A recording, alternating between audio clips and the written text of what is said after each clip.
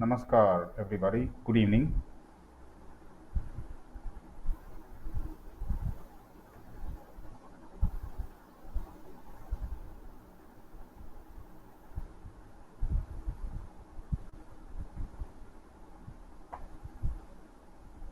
Am I audible clearly? Am I visible clearly? Quickly doing the audio video input output check.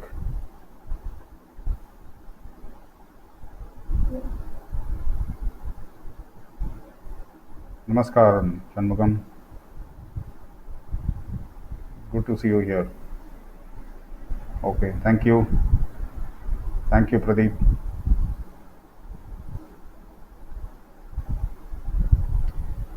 I know the webinar has started. Well, I started it about 2 minutes ago, and I see hardly 6 attendees, 5 attendees. Let's give them a couple of minutes. Maybe I'll start by 8:35 completely. Okay, so people are trickling in one by one. That's good.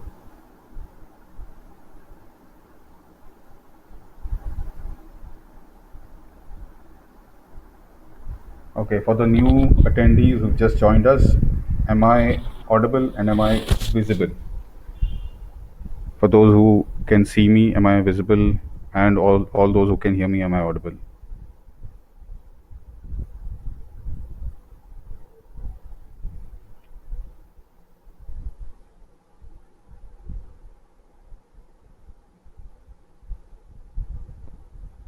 Okay, fantastic.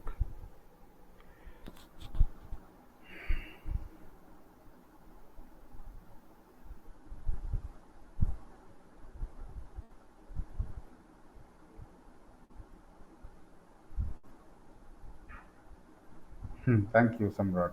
Thank you. That's very helpful.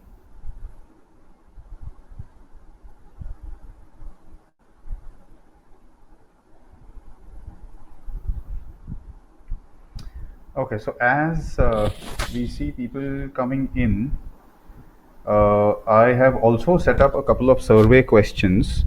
It's a part of this webinar.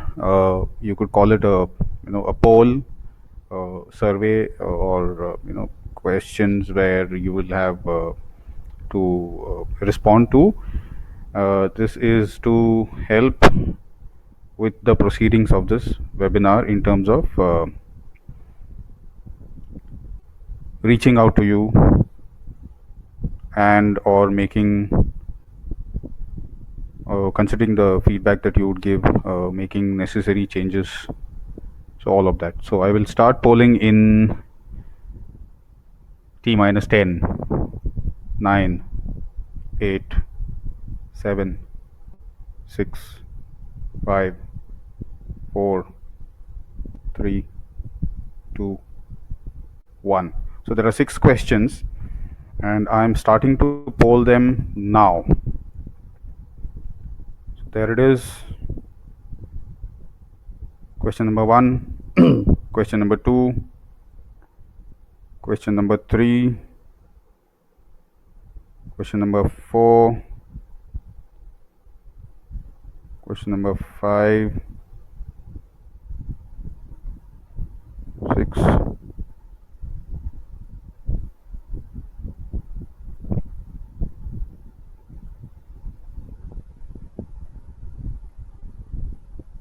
please start responding to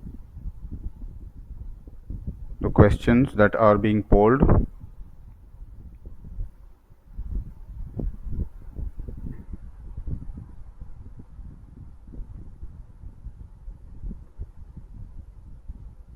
There you go. I hope you have all the questions. Yes, there are no questions in my queue.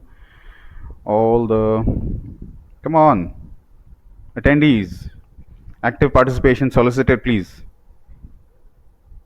Harini, Shanmugam, Pradeep, Sanjay, 2 Pradeeps. One is Pradeep Joy, the other one is Pradeep N, Chandra, Samrat.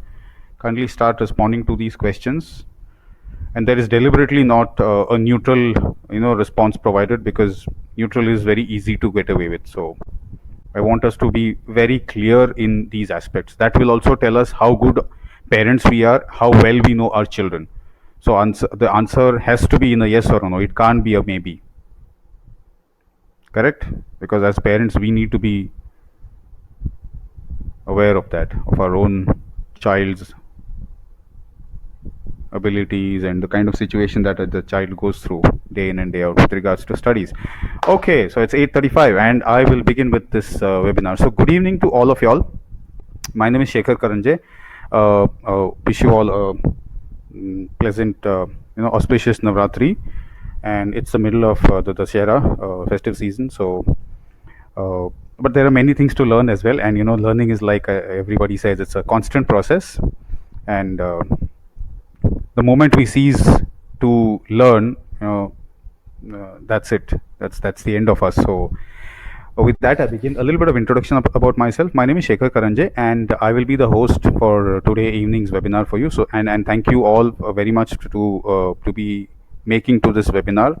The 1 hour that we are going to spend is going to be extremely filled with a lot of concepts in terms of awareness, to bring about awareness with regards to studies and learning and whatever is happening around us with regards to the education, and how to go about getting children excited about the studies that they have in their educational curriculum and so on and so forth. So a little bit about myself. I was born in Bombay, Maharashtra, and I schooled and brought up I was schooled and brought up in almost every state in India. So I know several languages, and I can connect with many people all across the country, thanks to my schooling and upbringing across every state. I have about and I'm an electrical, electronics, and telecommunication graduate. So I'm just an academically qualified engineer. Whatever I've learned with regards to the electrical concepts, I learned from the electrician who visits my house.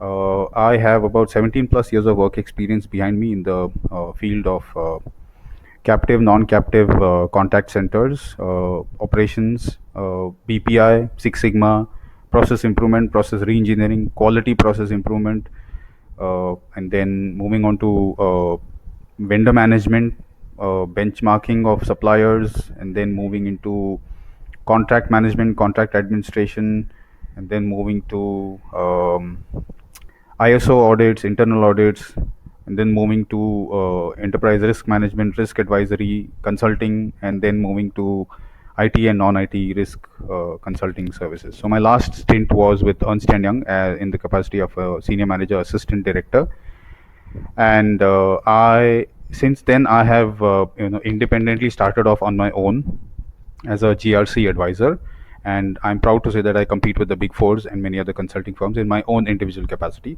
And I'm also, as a matter of fact, the inner calling that I would like to call it. A lot of people say passion. A lot of people say the motivation is to guide people, to energize young minds, to enable them, to help them reach their destination. And I also have interests in ancient Indian scriptures, philosophy, spirituality, practice a lot of that. And also, my attempt is always to try and be a better person, transform myself so that I can be of full service in terms of enabling and helping other human beings transform themselves as well. So that's a little bit about myself. Now, going onto the webinar. So yes, so we have this webinar about getting children focused on, excited and focused about their studies. So beginning with, what is it that we as parents want our children to do with regards to the studies and education that they go through every day, night. And for the purpose of this rest of the webinar, I'm going to say him, her, he, she, and just to denote that both female as well as male individuals. So do not hold me to that word he. I said only he or she, and so on. So I will be interchanging between that. So yes, so what is it that parents wish or expect from their children with regards to the studies and curriculum and academics? So obviously, all of those 7-8 points are there.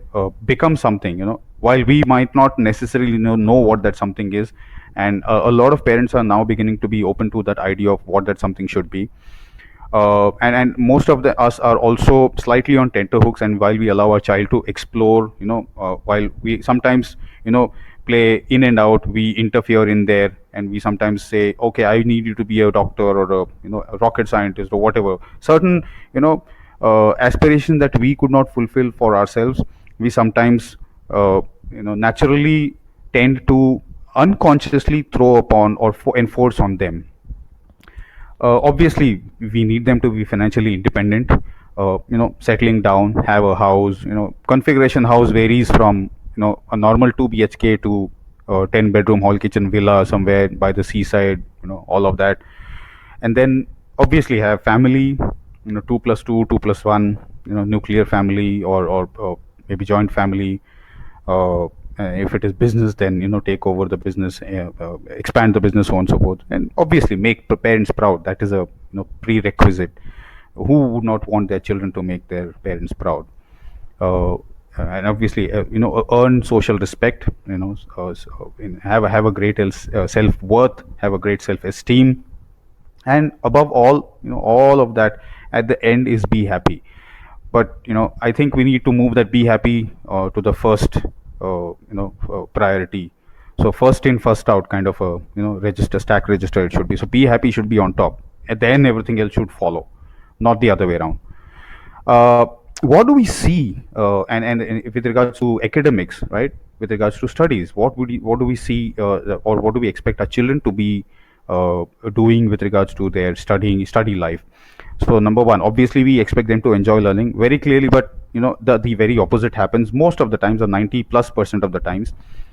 We expect them to be studying on their own most of the times.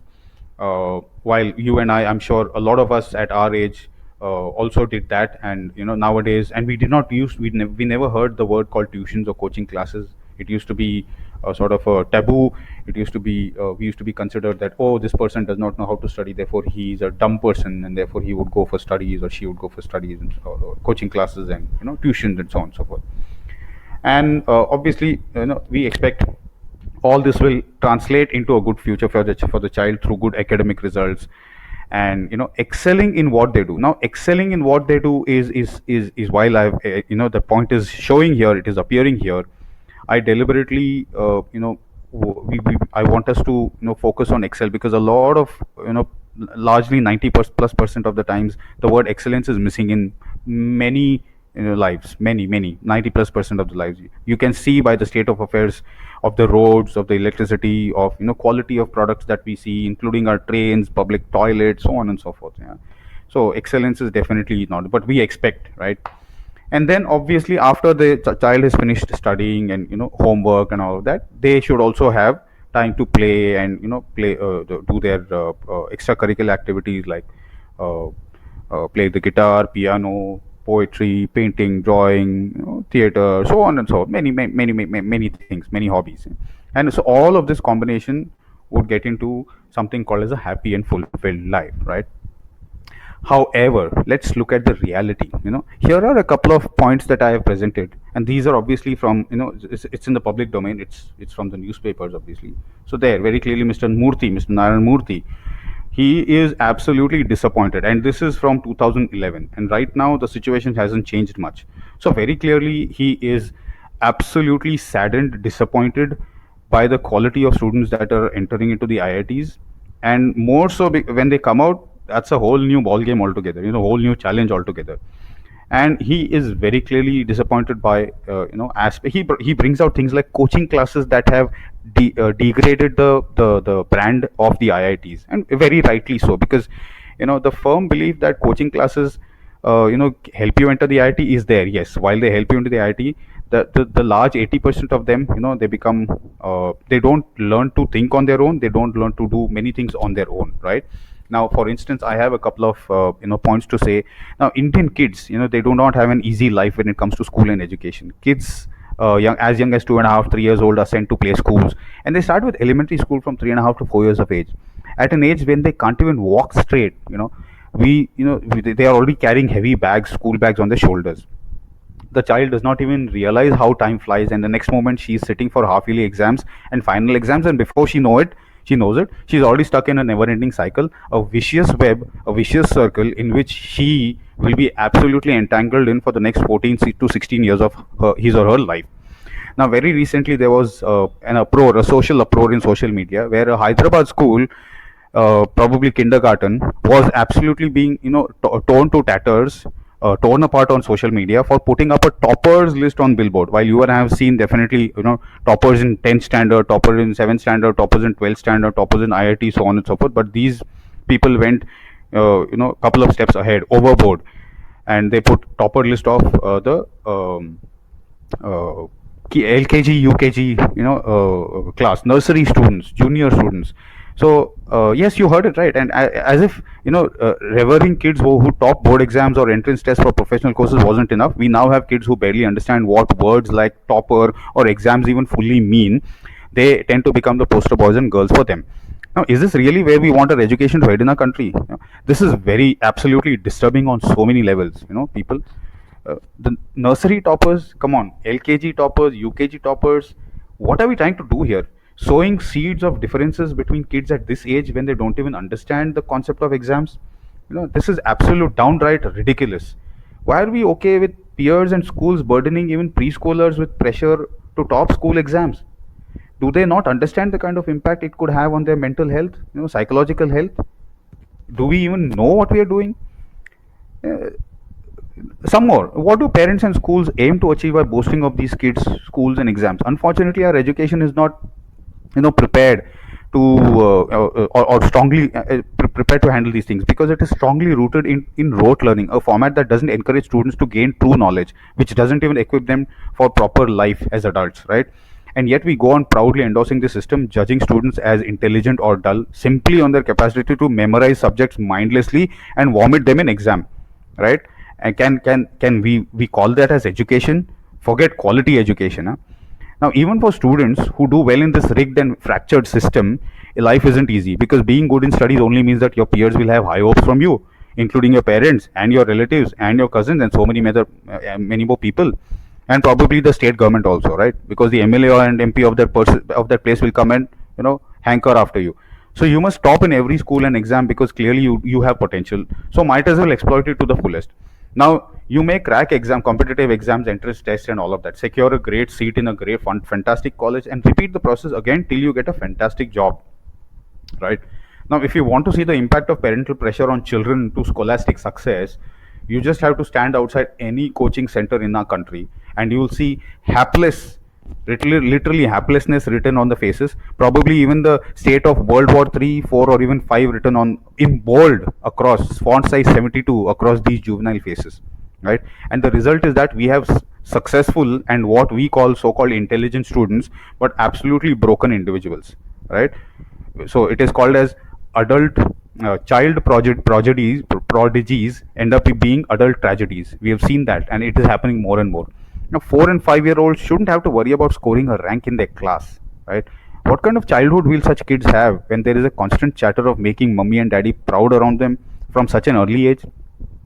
While the entire Indian education system needs a makeover, we need to draw a line in the current setup as well. Little kids should not be paraded for their scholastic achievements. Adults can keep their virtue of competitiveness for themselves. I think it is fair as long as corporate is involved. Not even education, right? It's not a competition that my child is first, your child is second, so on and so forth. But our children deserve a carefree childhood, without the burden of our misplaced expectations. You know, Now there's a book, it's called as From Ideas to Innovation.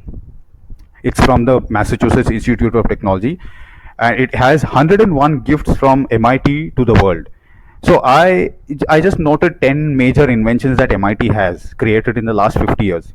Global positioning system, bionic prosthesis, microchip, email, slow drug delivery, and polymer scaffolds for human tissues, RSA encryption, text to speech recognition, fax machine, Viterbi algorithm, cybernetics, and these are just 10. Huh? Now, these inventions happened because students and faculty at MIT walked the untrodden path, asked the unasked questions, used their intellectual prowess to take huge leaps, demonstrated unusual courage to uh, to recall that almost to achieve the plausibly impossible. And the story is similar at many Western, European, Australian, you name it, institutions of higher education all over the world, right? It is appropriate to recall that almost all inventions like cars, electric bulbs, television, radio, computers, music players, internet, hi-fi, sounds, digital players, MRI, ultrasound, scanners, refrigerators, and lasers, robots, many more gadgets. Technology has happened, right? Thanks to the researchers by these so-called Western universities, these inventions have made our lives much more comfortable and have given us better chance, better health, made our lives more productive, and brought us pleasure also. Right? On the other hand, we need to start pausing and ask what contributions do have our so-called premier institutes, IIT or higher learning, particularly IISc, IITs have been given over the last 60 plus years to make our society and the world a better place. Is there one invention from India that has become a household name in the globe? From India, have we seen an earth-shattering invention which has impacted the life of common Indian from our scientists and our engineers? Is there one technology that has transformed the productivity of global corporations? Is there one idea that has led to earth-shaking inventions to delight global citizens? Folks, the reality is that there is no such contribution from India in the last 60 years. Yeah. So let's look at the problems that surround us here. We have the largest mass of illiterates in the world. We have the largest number of children with malnutrition. We have the poorest public health service in the world. We have the dirtiest rivers in the world. Our vehicles produce the highest carbon emission per vehicle in the world. Lowest per capita usable water in the world. Our primary education sucks. It is one of the lowest quality in the world. I can go on and on, right? The important thing is to recognize that this country has no dearth. Remember, no dearth, no shortage of problems to be solved urgently on a war footing. Now, take the examples of IITs. In olden days, right, IITs earned respect because they always attracted talented, free thinking individuals, students. Today, the coaching classes are forcing herd mentality. It's a forced curriculum. Coaching classes exist only for teaching the students to crack entrance tests. That's it. Today, if you submit a child for 1 or 2 years of coaching classes, that child goes through 10, 15 types of questions, and if one of them, a different one is asked, you would not get the best talent, right? What is our hope, right? Our hopes are on the youth, the youngsters, the teenagers, the children. They are our tomorrow, very clearly, our future. I don't find any difference in the intellect and enthusiasm, energy, and confidence between the young students of the West or any other university in the world, for that matter, and here in India. Yet, when our students leave the portals of premium institutes, there is not much impactful work that has been accomplished outside, be it research or anything else. What is the what is worse is that there is not much that they accomplish when they enter the real world, even here in India. This is an issue that elders of our society, academicians, politicians, bureaucrats, corporate folks, they must deliberate thoroughly, deeply, and act urgently if we have to have leave a better world for our children and our grandchildren. Very clearly. Now, former President of India, Mr. Pranab Mukherjee, he has been asking, do we really require an IT graduate to affirm the self-promotion of Dettol or any detergent? Can it not be done by persons of judicious qualification? Do you really need an IT IM for do that? After 1930s, no Indian scientist working in Indian institutions has ever received a Nobel Prize for original research work. Does it mean that India does not have necessary talent? No. I'll quote IMF, Indian International Monetary Federation, right? Indicates that India could continue to be the fastest growing economy if it exploits its demographic dividend in the next 2 decades. This demographic dividend may turn into gigantic demographic disaster if we fail to leverage properly and utilize the workforce with adequate skill development. Government of India agencies on skill development indicate a target of over 500 million, mind you, 500 million skilled workforce that is required to be produced by 2022. How many years do we have? Less than 3. Yeah. And we require the talent of IIT graduates for better purposes, very clearly. The advancing of sales detergents is not one of it, right? This job can be done by anybody. Now, India, I'll tell you, has led centers of educational excellence, centers of excellence in education for more than 1800 years, right from the 6th century BC to 12th century AD, with universities like Nalanda, universities like Takshashila and Vikramshila. Every year, thousands of Indian students go abroad for higher studies. Rather, I would prefer the traffic to be reversed, like it used to be in the last 1800 over the last 1800 years ago. Till Nalanda, Takshashila, and Vikramshila were destroyed, India was the leading place, the choicest destination for higher education. And today, look at us. Very successful we are, aren't we? India has a brand name, right? Beginning the first 5-year plan to the 12th 5-year plan, we built huge infrastructure in higher education, more than 1,000 universities, more than 35,000 colleges, increasing number of IITs from 8 to 16, 30 NITs, scores of ISCs, ICER, NICER, and also management institutes. But unfortunately, over the last 70 years, from 1933, there has been not one single Indian Nobel laureate doing basic research in any Indian university. It's not that we lack talent, but ambience or the environment where students are encouraged for basic research and free thinking is not there. That spirit of inquiry not encouraged. This is the most pertinent thing in education. Even our legendary Shri, what's his name? I think Vishwanath or Vashisht Narayan Singh. Yeah, I think he's a mathematician who obtained a PhD from the University of Berkeley despite being poor, only because his teachers encouraged him, his professors encouraged him. So, as teachers and faculty members, we must focus on the need to build excellence across diverse fields. Such is the level of requirement right now. World is already a global village, and we are all residents in it. We need to make sure that we equip ourselves, obviously, for that global economy by preparing a future generation, as well as upgrading and updating ourselves as well as our own skills. We have to find out new skills. We have to find out new technologies. We have to find out new methods that can help in advancing the society, which begins with our current generation of children, because they are our India's future. Period. Now, India is going to be the largest economy, but I don't want it to be the most stagnant economy as well. Therefore, what can be done to ensure and enhance the glory of India? Once upon a time, that used to be before the Mughals, the Firangs, the Britishers all started invading us, to create a useful future generation of Indians and make India a better country. Now, bring you an example of Finland, right? Finland, we've heard a lot about Finland. For example, kids in Finland, they're having the time of their lives. They spend their school time playing in the ground, climbing trees, doing a lot of things, chit chatting with their friends to their heart's content. And for this very reason, the students of Finland turn out to be extremely intelligent and successful. Many inventions have come up from there, by the way, and we here in India can definitely learn a lot from them. Right now, 10 facts from Finnish education system. Children do not go to school till the age of 7, whereas here we start competition from 3.5. There is no grading or measurement system to judge a student's ability and knowledge for the first 6 years. Here it is absolutely different. They take only one exam in all of their schooling years, just one.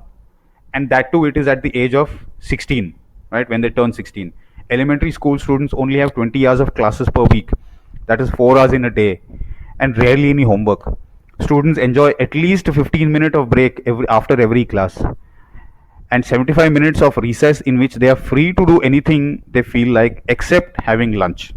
The school system of Finland is 100% state funded.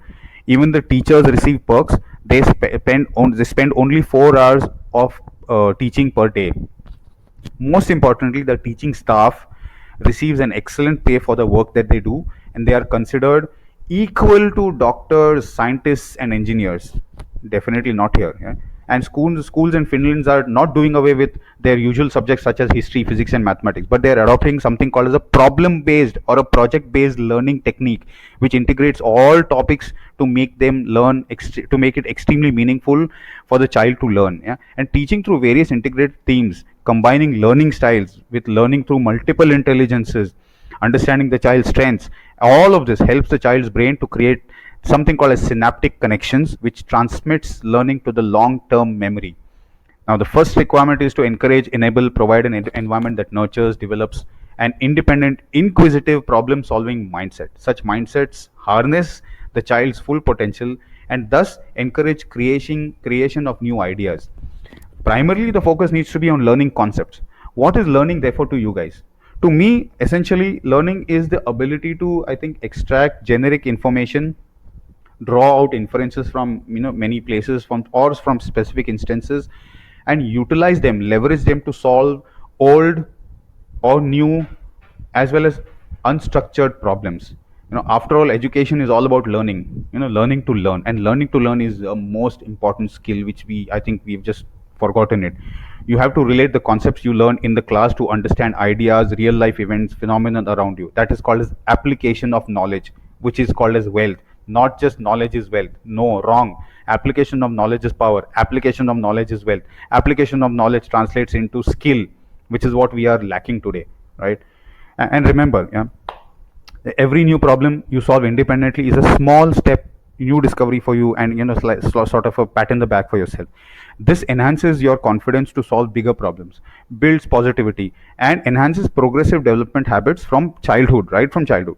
So learning to conduct thought experiments and apply that learning to solve problems around you, this is quintessential. Now students would have had greater opportunities, right? They become more inquisitive, inquiry based and curious if they find something interesting, and they will continue to focus in their interest areas. They will learn to think and correlate independently and develop cross disciplinary interests. Spoon feeding will stop. There will be far better skills and value development in the country. Therefore, it is necessary to explore diverse options and be closer to the actual real world challenges, preparing the children for colleges and careers and avoid professional burnouts.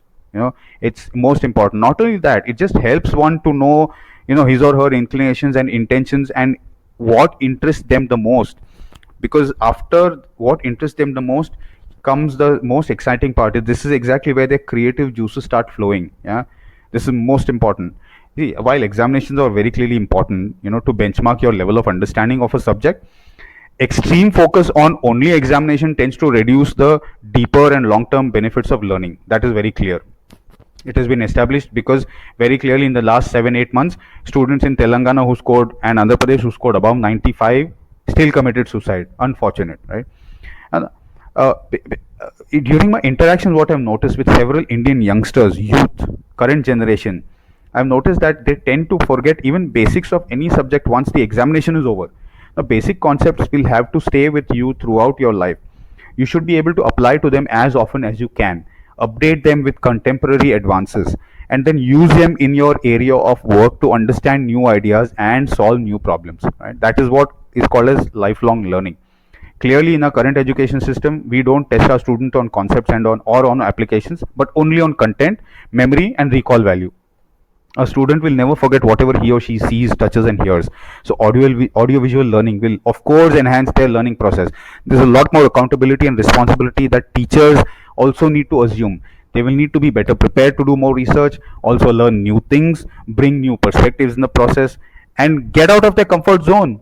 The teacher will need to constantly think, modify, and reinvent himself or herself, as well as interact with many people of other disciplines and domain areas, not only teaching. That's where perspectives are built and developed, and that's where it translates and aids one into the learning process, right? And we need to have a lot of things like debates, discussions, research paper journals, interviews, creative writing, awareness, radio shacks, tinkering garages, do it yourself project places, technology, webinar, blog. All of these aspects would help, right? Every individual can become successful. Now, moving on to the next slide. Yes. So what are we talking about? We are talking about Dhya Adhyayan. Dhya Adhyayan means learning to learn. It's a Sanskrit word, obviously. It's a positive study skill program which helps the child, make learning to learn an enjoyable and a very interesting experience overall. What are the components of this? So I will, try and compare two scenarios here. The current scenario has those variables on the left hand side, which is intelligence, learning style, personalities and interests, learning capabilities, self-esteem, worth. This is the most important things. A child's self-esteem, worth. Now, that is where a lot of, slip between the cup and lip happens. We shout at the child, we abuse the child, we hit the child, punishments and all of that. They are nowhere connected to the studies. Have we as teachers, have we attempted during your and my time? It was a different case, right? It was a rote learning stage. And so very clearly what to study. So there are three stages: what to study, how to study, and why to study is not clear. What to study is very clear. Now that is decided by the curriculum, unfortunately, and that too it is outdated. It is like saying, 18th century people or teachers teaching 19th century syllabus or curriculum to 20th century people. It does not work like that. Absolutely, it does not work like that. So what is it that we need to be doing? So understanding the variables is most important. Intelligence, there are many types of intelligence. There are at least 9 types. There are very different types of learning styles. Understanding the child's personalities and interests, most important. What are the learning capabilities? Some are visual, some are kinesthetic, some are audio, auditory, some are linguistic, some are logical, some are musical, so on and so forth. So those aspects are necessary. And the standard method is rote, forced study, no motivation. So very clearly the outcome, while the person will be able to parrot things out, after the exam, if you ask him or her the same question differently, he or she will be likely, unable to answer it in all probabilities. Now, this is exactly what happens when you interview youngsters also today, huh? By the way. Yeah. So, what is the study skill program all about? What are the other components? Now, what goes into making of a study skill program? So, number one, of course, it is not in the order of priority. I'm just highlighting 6 points here. So, the child learns to learn on their own. The child is able to understand what to study, and there are ways that we encourage the child to study how and where, why. And the student definitely enjoys his or her studies without a burden. It makes it very interesting for the child to do all these aspects, because the topics covered and the way that we introduce studies is very different. And obviously this is smart, studying smart and gaining knowledges through the aspects that we have introduced through these study skills is very different. It involves the child into the study. It's like, Benjamin Franklin said, tell me, and I'll forget. Teach me and I may remember. Involve me and I will learn. Just like that. And even Dr. Sarvepalli Radhakrishnan always said, every child is a new experiment, right? So that is most important that we need to remember. Specifically coming from, the recent, modern education, it is not something uh, that is helping our children of late. In the last 15-20 years, there has been so many changes. Our syllabus itself is not updated, leave alone the kind of education that is imparted in the school. And no wonder Dr. Radhakrishnan also said that true teachers are those who actually help us think for ourselves, not who help us reproduce the knowledge or regurgitate the knowledge or vomit the knowledge the way, the teacher has made us write in our workbooks. So on and so forth. And then the child also has to have time for other activities, his or her hobbies. There should be no stress. It should be a very happy experience. And preparation for exam should be, effortless, literally effortless, because every day studying going into the child's brain or the child's consciousness, and the child should be able to relate and say it effortlessly, because the understanding of the concept is important, not just what is being told there. So that tomorrow, if the same problem appears in a very different shape or form, the concept is clear, then the child is able to apply that same thing, right? Now, what is it that we do? So obviously, we look at the variety of intelligences. Like I said, there are 9 types of intelligences. There are strength assessment tests that we do to understand all of that. There are learning styles that we understand, the activities that we involve with the child to help the person understand what kind of learning style is the child relating to, and what kind of personality is the child. Is the child deep research related? Is the child a creative child? Is the child restless and fast moving and therefore can grab concepts quickly? Is the child a selective listener, and is the child only a go-getter, and or is the child preferring routine work, consistent work? Is the child a friendly child, likes learning by making friends? Is the child a musical child, is likes learning through music or through painting? All of that. By the way, Bach learned maths to music, so mathematics and music have a deep connection. And similarly, what are the learning capabilities? And then finally, we make sure that self-esteem, self-worth is the most important ingredient that brings all of this together. It's like the glue, because without self-esteem, without self-worth, nothing sticks together, right? So when that goes into the what of the study, of course the curriculum is introduced along with these 5 points, and then identifying potential in terms of what could be the areas of the child where the child can increase his or her productivity, and then identifying the goals for the child, identifying the importance of the goal, including goal setting, time management, aspects like planning, how to break your activities into smaller bits, and taking breaks frequently, how to what techniques like mind map, those are the aspects, right? uh, how do we achieve this? Through the 4D model. So discover what? Discover the child's strength, discover the child's personality, discover the child's behavior, discover the child's intelligence, discover the child's learning style, and then connect it through by developing a goal for the child into the world of work. We have a strong intellectual property based tool. Plus, we also use positive psychology and appreciative inquiry, by which we extract all of this information through simple questions that children can answer to, and the strengths are made known or identified, and accordingly what is the potential career destination that the child could have, that is also understood.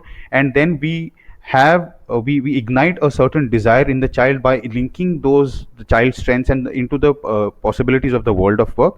And once the child is excited from internally, he or she is motivated internally, that they have the will and the wish to study, right? It then becomes our effortless job to design the course curriculum accordingly, as well as take their path to for the child to meet their career goal.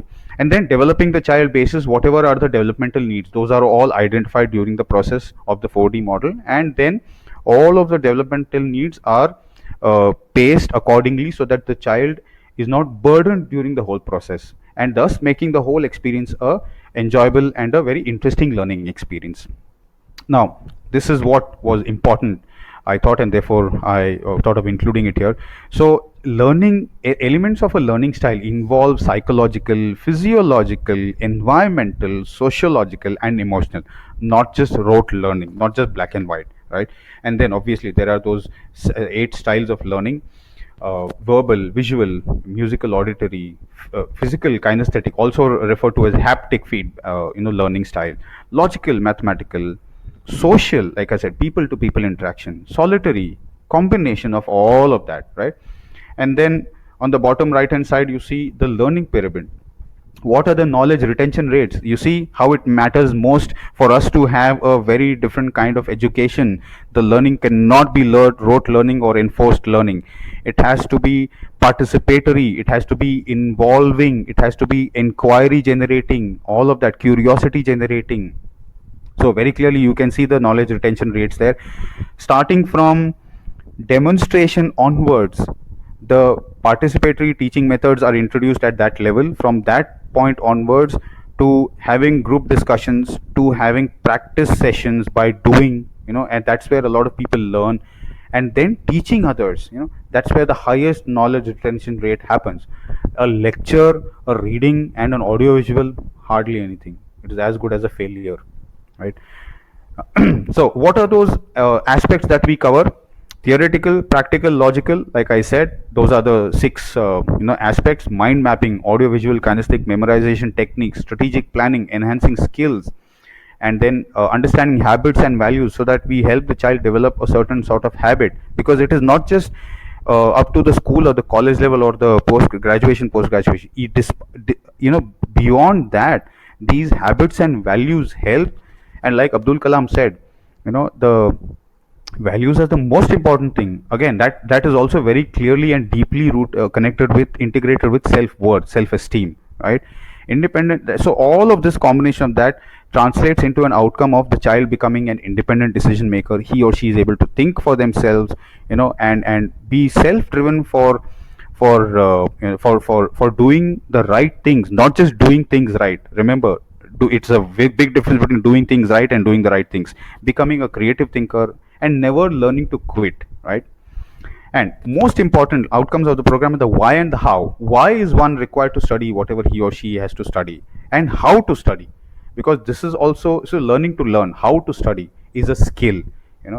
It helps the child optimize their time, prioritize the breaking those things into smaller goals and prioritizing what should be learned at what time, and therefore allowing time to do other activities in his or her life also. Of course, building motivation and interest, it is a integral part of it. And it helps enhance the excitement towards learning. And self learning, like I said, values and habits are something that continue for life as long as the person lives. Features of Dhya Adhyayan, yes, so it is between starting from 9 to 10 up to 15 to 16 years of age. What are the modes or methods that are learning or study skills are introduced to the child by game based activities, as well as interaction, like I said in the previous slides. using behavioral tools. There are people who are qualified, who know what to do and how to do, and they just gauge the child after the, the 4D method is done. Those aspects are identified, and accordingly there's a customized program. It's over 4 weekends and 4 hours every Saturday and Sunday. And obviously, hand holding is naturally there because the intent is to help the child learn it for life, not just for that, small duration of the course, right? And then this is the flow. So number one, clarity of purpose is established. It is instilled. A lot of those inquiry questions are answered, and the spirit of inquiry is encouraged, right? That's most important. Self-directed learning, the child is encouraged and motivated to learn by himself or herself by applying the personal approaches that were taught to the child. And then strategies and techniques of, like I said, mind mapping, things like learning and breaking up into things, setting goals, and various other techniques. And of course, removing any distractions that are there. We understand if there is anything that is hindering the child or not allowing the child to progress from a certain point. We understand that, and all efforts are made to remove those distractions. Managing stress, most important, and exam fear. So exams are not looked upon like exams. However, the importance of exams is very clearly stressed upon, emphasized, while uh, uh, making sure that the fear of examinations do not exist. So exams, like, okay, I would love to give an exam, be it an exam or be it an, a competition tomorrow. If somebody just asks me, I am up for that, I'm game for it, that kind of a thing, right? And obviously the grand finale. So there are these 8 steps, quite detailed. Yeah. So what is the program all about? Pre-program assessments, like I said, learning style, multiple intelligences, self-esteem, personality aspects are identified. What skills, what interests of the child are present, that is identified, and learning capabilities. And then all those are amalgamated through the 4D program, and then introduced through the 8 steps program. Uh, what does the child learn? Introduction, discovering himself or herself, is able to self motivate, strategize for exams, learning those several skills of mind map and, connecting points separately, and how to answer questions, objective types, MCQs, 2 mark questions, 4 marks questions, all those aspects, right? And then obviously personal skills, depending on his or her personality, it's different, right? And then these are the deliverables. Self-assessment is obviously an intrinsic part of it. The workbooks with daily entries, daily progresses, to identify progress, how the child is progressing, basis the weekend programs is assessed, and then the outcomes are informed with the discussed with the parents as well. Activities conducted, the details are obviously shared, and then assignments are given for practice as well as evaluation, and any gap in understanding is obviously addressed in a way of separate hand holding sessions that are provided to help the child understand, and whatever that the gaps exist, is it conceptual gap or is it something else? So those aspects are also very clearly presented. So yes, that's all about their Adhyayan, self-study, positive self-study skill program. And now questions are more than welcome.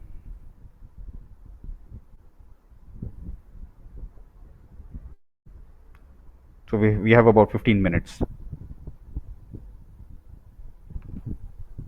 Can we get the questions again? Oh, I thought, Shanmugam, the questions are out there in the poll section. I've not closed the polls yet or the surveys yet. You can answer them even now. I think you did not answer one question. Do learning styles of your child need to be considered when teaching, learning, and studying?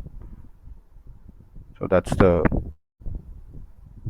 question that I think you uh, missed to answer. Any questions, ladies and gentlemen? Questions are more than welcome. I'll be glad to answer and throw light on any questions that you may have with regards to the positive self-study skill program.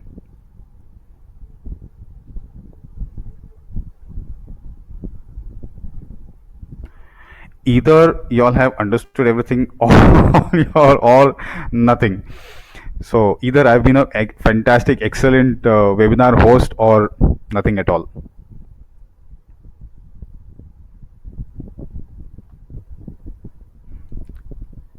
See, essentially, learning should be, fun, and one should be happy while learning and studying. And because only a happy mind can make and bring about a positive contribution to the society. That's my firm belief.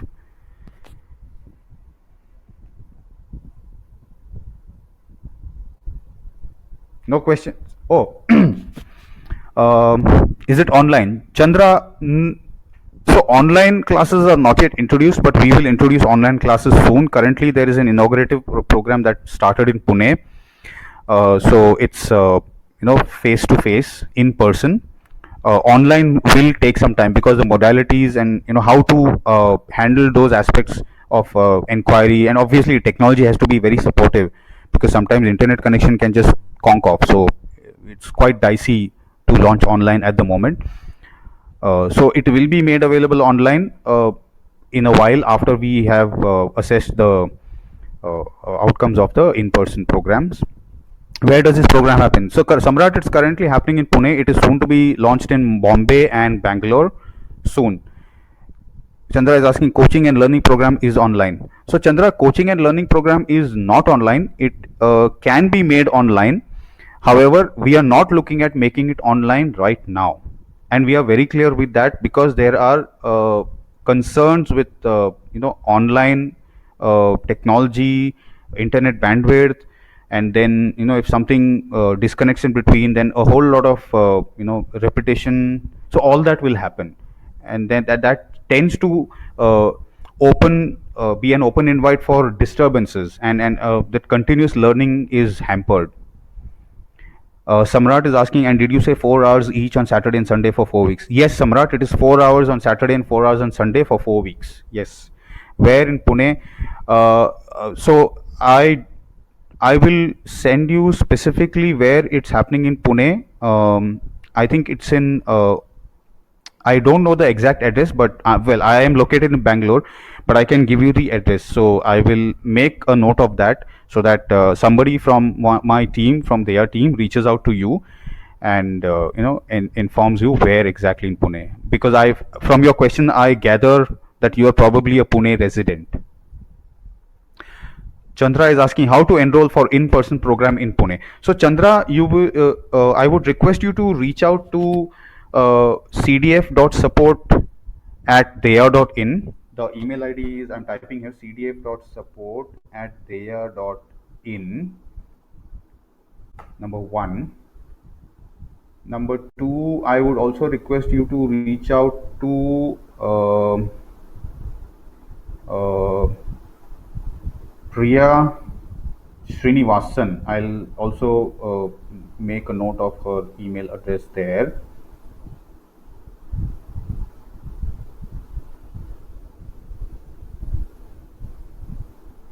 It is priya.srinivasan@theya.com. Priya.srinivasan@theya.com. That's and this is my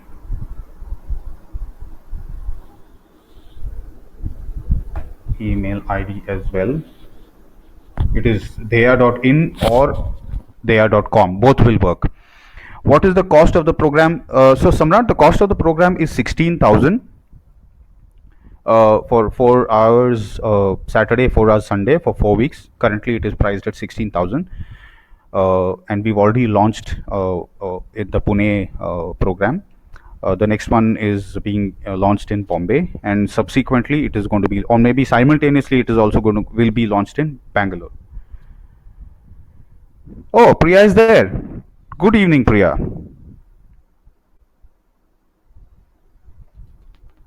Welcome. I didn't see you join us. So glad you could join us. I'm sure you would have been there for some time. Samrat, thanks for this information. Interesting. Yes, indeed, Samrat. It is absolutely interesting because we are, through this program, we are looking to disrupt the coaching industry, absolutely disrupt, or probably even the schools and the colleges.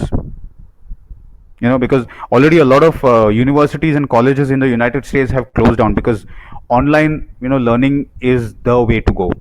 And with things like MOOC, Coursera, Udemy, EDX, Khan Academy, EDU, all those things coming up, what is important, the schools are not giving the kind of education that they need to give in current times, which is relevant in current times. Very clearly multiple types of intelligences have to be considered. What kind of learning style the child possesses has to be considered. The child's strengths have to be identified. Child's personality has to be identified. All these are important ingredients in making the study or learning a pleasant experience. Why to study, how to study, what to study. It's most important. The what is already given, but how is not given, why is definitely not given. Now, I don't know why I studied Tipu Sultan killing somebody else, or Lord Cornwall putting some policy for India. I don't know why I studied that. That did not matter. I don't use integration. I don't use differentiation. Does not make sense. I'm sure most of us have the same, approach to studies. Like I said, I'm an electrical, electronics, and telecommunication engineer, and I'm doing consulting and advisory. Any more questions? Samrat, yes, have a nice weekend.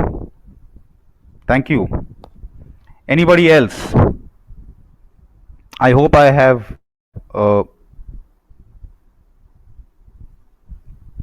answered all your queries and questions, because I don't see any more queries and questions coming my way. But I'll be glad to. I'll be absolutely glad to. Any more questions? We have 4 more minutes.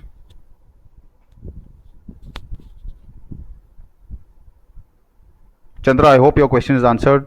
Samrat.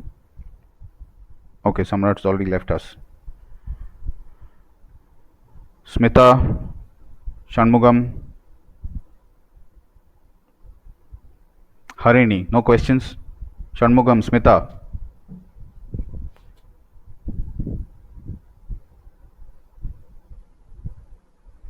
Thank you, Chandra. I'm glad. I'm absolutely glad that it has clarified your query. I have clarified your query.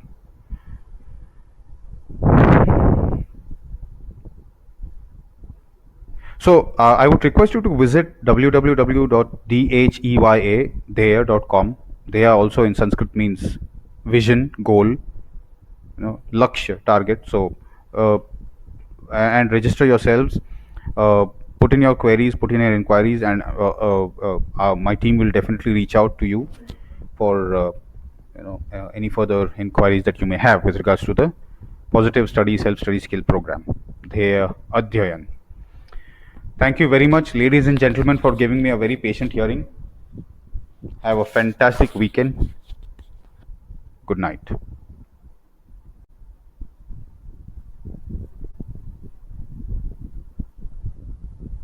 Thank you, Chandra. It's very kind of you.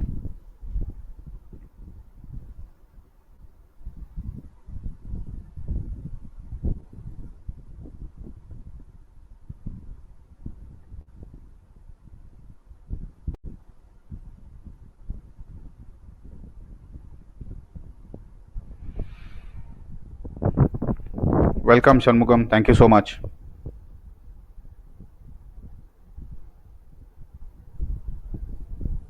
Thank you, Priya. Have a good evening.